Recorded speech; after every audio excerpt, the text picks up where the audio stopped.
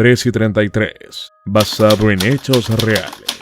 Hoy presentamos 3 relatos paranormales. Antes de empezar, no olvides suscribirte al canal, activar la campanita para que recibas aviso cada que suba un video nuevo. Dale like, comenta y comparte, me ayudarías muchísimo. Ahora sí, comencemos. Era marzo del año 1973 y doña Julia se disponía a salir rumbo a sus maizales, ubicados en la provincia de Tarata, en la ciudad de Tacna. Eran la 1:30 de la madrugada y era común ir a su maizal a esas horas para empezar a regar su sembradío. El ambiente lucía fresco y el camino hacia su chacra fue sin ninguna novedad. Sin embargo, a las 3 de la mañana, un chillido irrumpió el silencio nocturno. Era como si una mujer o un gato diera alaridos por los aires. La piel se le escarapeló y lo único que atinó a hacer fue preguntar: ¿Quién es? Mientras golpeaba el maíz para que saliera de entre las sombras, él o la cosa que estuviera produciendo aquellos espeluznantes sonidos. Pero los alaridos se acercaban aún más hacia ella, y de entre las sombras apareció una cabeza femenina con una cabellera sumamente larga, un rostro en completa descomposición y de cuyas fauces emitía un alarido aterrador. Al ver aquella aterradora entidad, doña Julia emprendió la carrera huyendo de aquella cabeza flotante en medio de su maizal. Mientras ella corría con su lampa en mano, la cabeza flotaba muy cerca de ella en zigzag, buscando alcanzarla como una fantasmal serpiente. Al llegar al pueblo recordó lo que se dice de los cac-cac, o cabezas voladoras, puesto que para ahuyentar dichas entidades hay que frotar un metal contra las rocas. Y para suerte suya, en la entrada del pueblo, una roca yacía imponente. Así que sin pensarlo 2 veces, empezó a raspar con fuerza su lampa contra la piedra, una y otra vez desesperada, hasta que el chillido se esfumó. Con sumo temor, doña Julia dio la vuelta para encarar a aquella entidad, pero ésta ya se había esfumado. Y se dice en aquel pueblo que las cac-cac o cabezas voladoras son almas buscando intercambiar su destino por el alma de un vivo y salvarse así de dicha maldición. Don Augusto se dirigía a limpiar el nicho de su padre un domingo por la noche. Esto debido a que el cementerio estaba a unos pasos de su casa, puesto que vivía cerca al cementerio Señor de los Milagros, en San Juan de Miraflores. Mientras recorría los nichos en busca del lugar de descanso de su padre, se encontró con un joven sentado sobre una lápida llorando. Lucía algo desorientado y se le veía demasiado triste. Augusto, al verlo en esa situación, le dijo: Amigo, buenas noches, no estés triste. Tu familiar no quisiera verte así. ¿A quién perdiste? A lo que el joven levantó el rostro y le dijo: Yo lo sé, pero estoy preocupado. ¿Cómo estará mi mamá? Al escuchar esto, don Augusto le respondió: Amiguito, pero ya no estés llorando aquí. Es tarde. Si te preocupa tu madrecita, anda a tu casa y no le des disgustos. No puedo. Yo me iba en camino a verla. No había tomado mucho.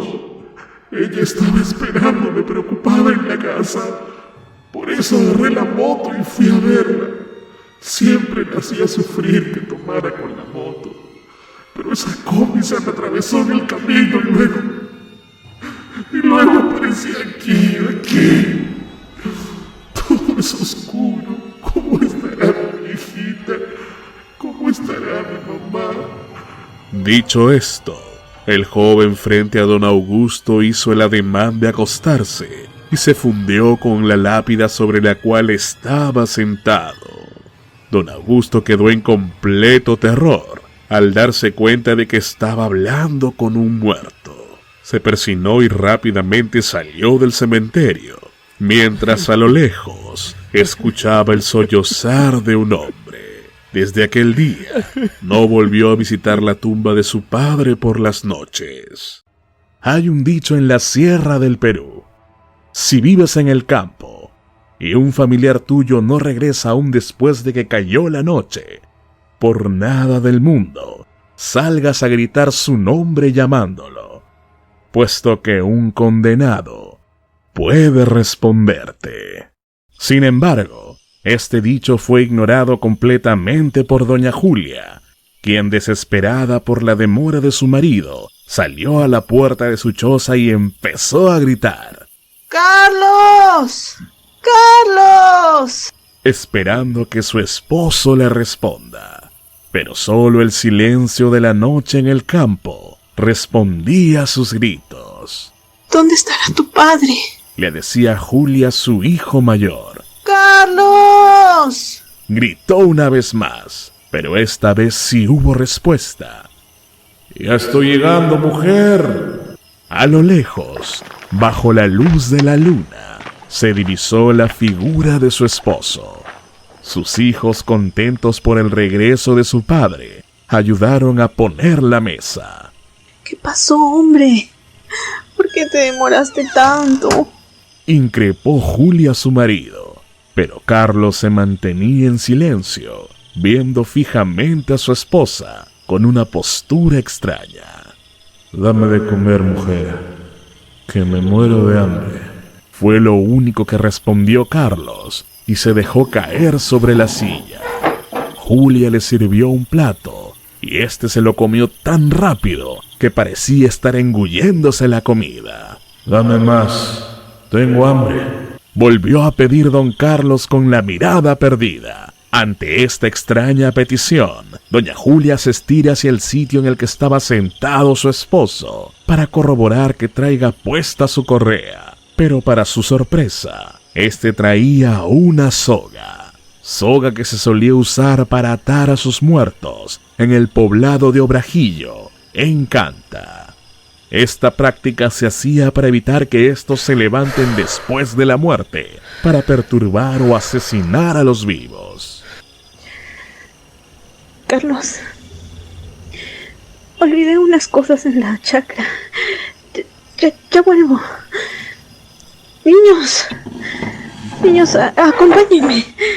Necesitaré su ayuda, dijo Julia, completamente aterrorizada. Esta vez Carlos dejó de mirar a la nada y puso su vista fija en los ojos de Julia y le dijo: Deja a los niños aquí, mujer.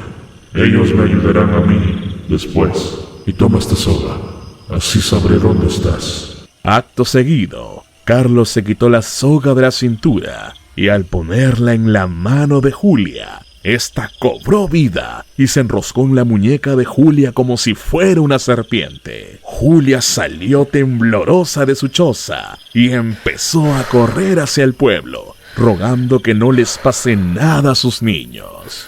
A medio camino, una voz gutural salió de la soga diciéndole: Amárrame a ese árbol de algarrobo. Él ya sabe que lo descubriste y vendrá a matarte ahora mismo. Pero si le atas a ese árbol, no podrá encontrarte. Julia, sin terminar de entender lo que sucedía, amarró fuerte la soga al árbol y siguió su camino. Una vez en el pueblo se dirigió a la iglesia y le contó todo lo sucedido al cura de Obrajillo. Reunieron a un grupo de personas y regresaron a la choza de doña Julia para solo contemplar una completa tragedia. La sangre bañaba el suelo y las paredes, y las marcas de deditos mostraban que sus hijos habían dado pelea. Lamentablemente, el condenado había asesinado a sus hijos y se había marchado dejando un rastro de sangre en su camino.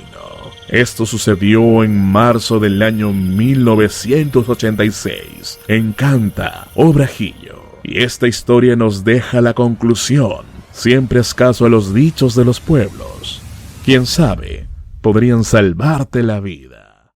Si tienes un video de evidencia paranormal, envíamelo al correo 3y33 basado en hechos reales @gmail.com. Muchas gracias por seguir mi contenido No olvides seguirme en TikTok como 3y33 basado en hechos reales y en Instagram como @doctormisterio. Esto fue